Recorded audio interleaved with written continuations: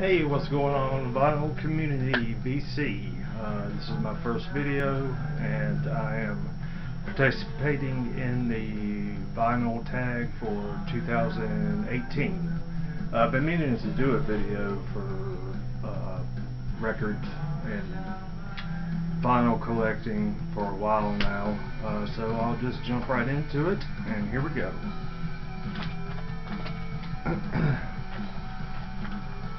I have my notes here. So, first video you ever saw on the VC. This goes. Well, it's kind of a. I'll make it shorter than it is, but I used to post on a music forum, and this guy who. His YouTube video name was My Record Collection, and he posted a video on this music forum saying that his friend Dan sent him a bunch of records and he did a review of it. So I looked up his video and watched it, and then from there I as you'll get to know later on, I'm a big Smith and Morrissey fan, so I was wondering if there's anybody else that collected Smith and Morrissey records. So I just looked on YouTube and I found Rob from Boston, who goes by the name Panix 1960, and he did a Morrissey and Smith video, and then I saw Derek Higgins, and it just spiraled from there. So that would be it. Okay. Favorite record that you discovered via VC video. So that would be, I never really got into the Ty Segall thing until somebody did a video of Fuzz, which is Ty Segall's kind of garage band, and so this is Fuzz live in San Francisco. So but then I started getting into some of his stuff, not all of it, but some of it. Okay. What are your other hobbies? My other hobbies are I build guitars, tinker around with that, tinker around with motorcycles, collecting Smith and Morrissey records, majority, and just, you know, that's mainly my hobbies. It's guitar building, tinkering with motorcycles, and records. So, why did you start to collect? I thought about this, and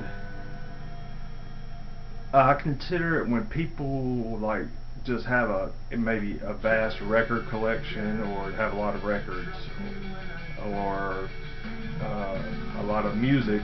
I consider that being somebody who's a consumer of music. I wouldn't necessarily, you know, say to collect records unless, like, I collect Smith and Morrissey records, you know, which for that, like, you know, collecting to me is like when you get down to like the matrix numbers and different pressings, different variations, whether it be a label or an artist or something similar like that. So I consider that collecting, and in regards to somebody being a consumer of music. So anyway, why did I start? Just being a Smith Morrissey fan, started buying, which you'll see later on, I'm sure, in my other videos, different variations. I don't know. I guess just because I don't know. Well, like one of the people that had to have like every pressing variant of certain records or whatnot. So I guess that's why I started. Okay, moving on. Do you play an instrument, or are you in a band? I do play an instrument. I play guitar. I have been in bands, mainly from early to mid 90s until about 2004. I played in numerous bands, a few touring bands. Played shows around, mainly like I would say first to second generation emo bands, which is kind of like my genre as well. Not the third generation emo stuff, but like Jawbreaker, Get Up Kids, Minerals, stuff like that. But played a lot of shows with them. So yes, I do play guitar, and I have been in bands, but I'm not in a band anymore, but I still play guitar. Number 6. Have you ever worked in a record store? I have not.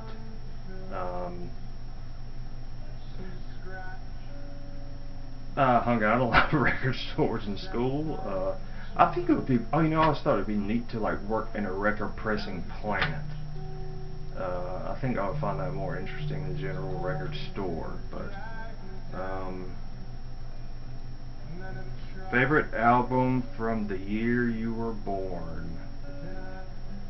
Thought about this one for a while, so I'm gonna go with Radio City by Big Star. I either had this or David Live from David Bowie, or I was going to go for Rock and Roll Animal by Lou Reed, or Velvet Underground Live in 1969, but I'm going with Big Star because I am a big power pop fan as well, and Alex Chilton is a remarkable songwriter.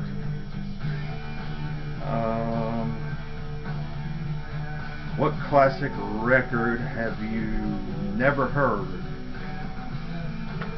And I'm sure I'll get some flack, but I have never listened to Dark Side of the Moon by Pink Floyd.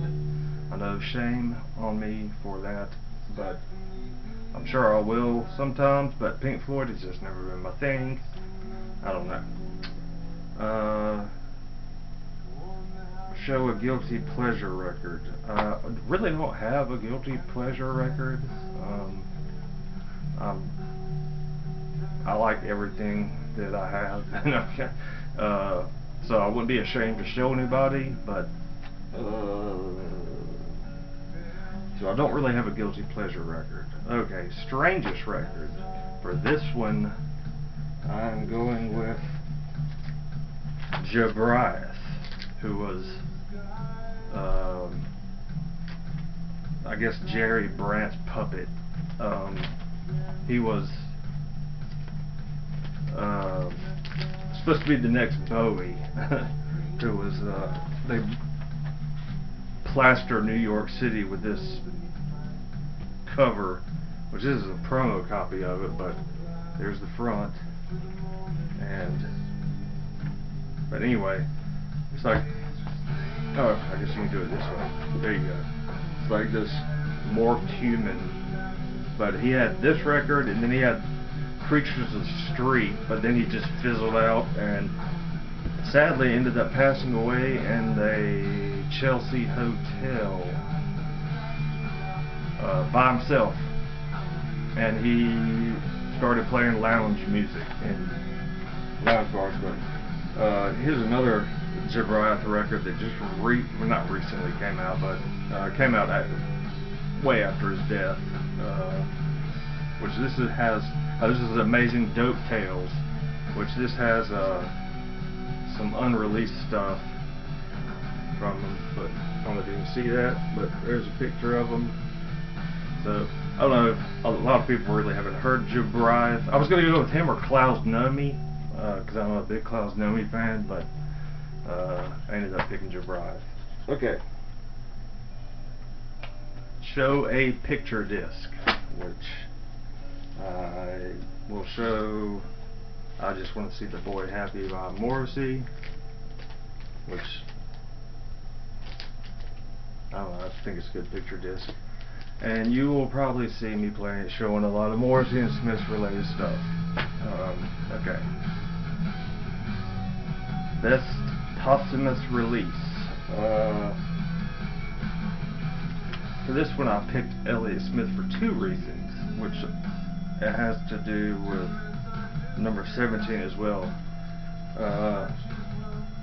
Have you ever met a musician? Which I went and I saw Elliott Smith on the XO tour. I forgot what year that album was. I think late 90s or something. And Charlotte, North Carolina. And after the show, I ended up sitting at the bar with him drinking Mickey's. And he was just down-to-earth guy. Mickey's little Hornet beer things. Anyway, I think it was malt liquor, I don't know. But anyway, after the show, everybody poured out, and then he came out, and I was sitting there, hadn't left yet, and he just sat down beside me, and we sat there and talked for about an hour and a half. So I guess that goes with number 17, which a musician you have met. Okay, moving on. What artists do you impulsively collect? Again, I'm going the Smiths and Morrissey, and what I was talking about collecting and buying earlier. Like for instance, I have This Charming Man by the Smiths, which is their second single, and of course all these look the same, but there are different pressings, whether it be a push out center or a solid center, or this one's from France. This one has a Rough Trade stamp instead of the regular Rough Trade logo.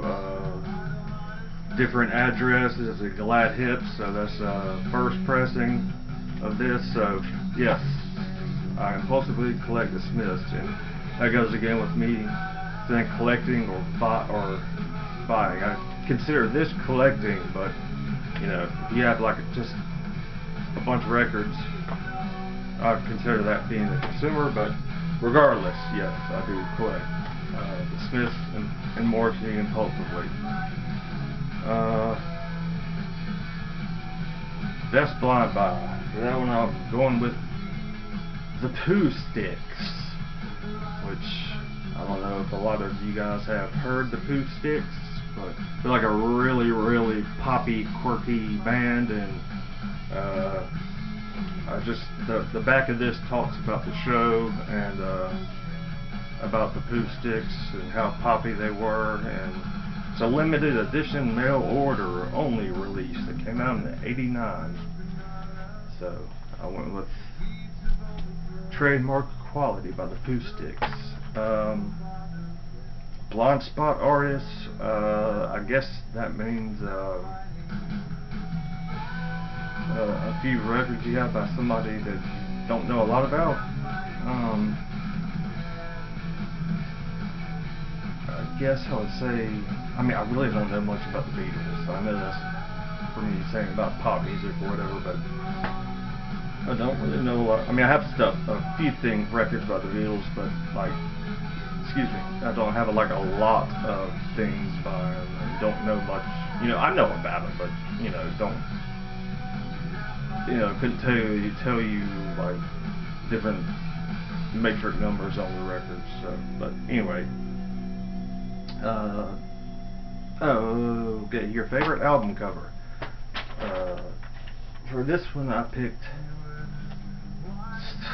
Suede, or in America we call it the London Suede, their comeback album, which is, this album is completely brilliant. It came out in 2013, and this photograph is by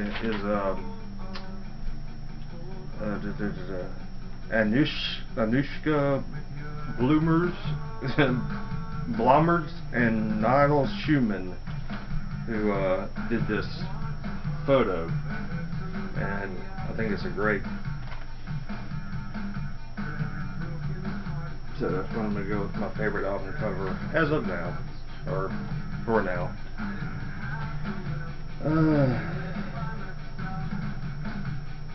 Musician you met, Elliott Smith. Let's see, I've met Johnny Marr, one of his solo shows. Get some second generation emo bands and stuff. Blake Schwarzenbach from Jawbreaker and Jets to Brazil. So yes, I met a few. I mean, not a lot. Not like a lot of name brand people. Show record with sentimental value. For this, I picked The Nerves, One Way Ticket, which I don't know if you guys know The Nerves. You probably know the Blondie song, Hanging on the Telephone. It was originally by The Nerves, and their version is phenomenal. I would listen to it if you like that Blondie song. But anyway, their drummer signed it for me. Keep on rocking, Jason.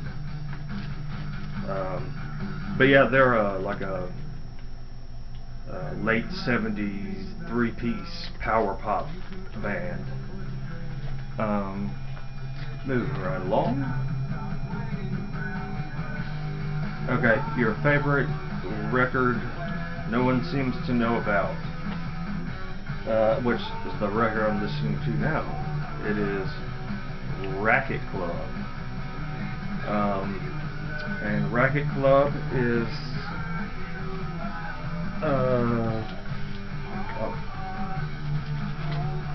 from the band Knapsack, from the mid to late 90s. Blair Sheehan and Sergei Levkov was on the last album, did on the last tour. But after Knapsack broke up, Blair formed the Jealous Sound with Bob Penn as their drummer, and he's a phenomenal drummer. Sergei Levkov was not in the Jealous Sound, but and then Racket Club is Blair Sheehan, Sergei Levkov, but Sergei's in Sam I Am as well, and Bob Penn, who was the drummer for the Jealous Sound, and Ian Smith, who was the touring bassist for the Bravery. But it's a phenomenal record. If you like first or second generation emo music like Knapsack and Jawbreaker and Mineral, stuff like that, I highly recommend this record.